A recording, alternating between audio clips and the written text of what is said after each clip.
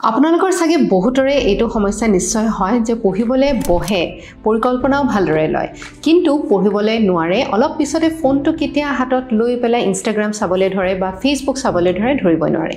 এতিয়া আপোনালোকক মই তাৰ এটা ভাল উপায় দিওঁ যে আপোনালোকে কেনেকৈ উৎপাদনশীলভাৱে নিজৰ সময়টো ব্যৱহাৰ কৰিব পাৰে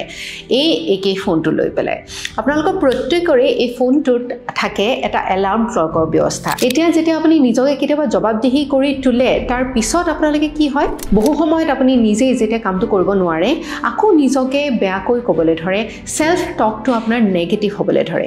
কিন্তু আপুনি যদি এই এলাৰ্ম ক্লকৰ সহায়ত নিজে যেতিয়া প্ৰত্যেকটো সময়ৰ বাবে প্ৰত্যেকটো ঘণ্টাৰ বাবে আপুনি কি কাম কৰিব তাক নিশ্চিত কৰি এখন সৰু বহি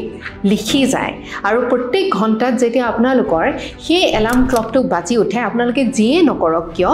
আকৌ আপোনালোকে জাগৰুক হৈ যায় যে সেই সময়ত আপোনালোকে অৱগত হ'ব ধৰে যে আপোনালোকৰ সময়টো কিহত ব্যৱহাৰ কৰি আছে এনে ধৰণে যেতিয়া আপুনি নিজকে জবাবদিহি কৰি তুলে দেখিব আপুনি বহুত মাইণ্ডফুল হৈ পৰিছে আৰু নিজৰ সময়খিনি কেনে ধৰণে ব্যৱহাৰ কৰিব পাৰিছে তাৰ এটা ধুনীয়া আপুনি খতিয়ান দাঙি ধৰিব পাৰে আশা কৰোঁ আপোনালোকে এনে ধৰণে কৰি আপোনাৰ নিজৰ সময়খিনি সৎ ব্যৱহাৰ কৰিবলৈ সক্ষম হ'ব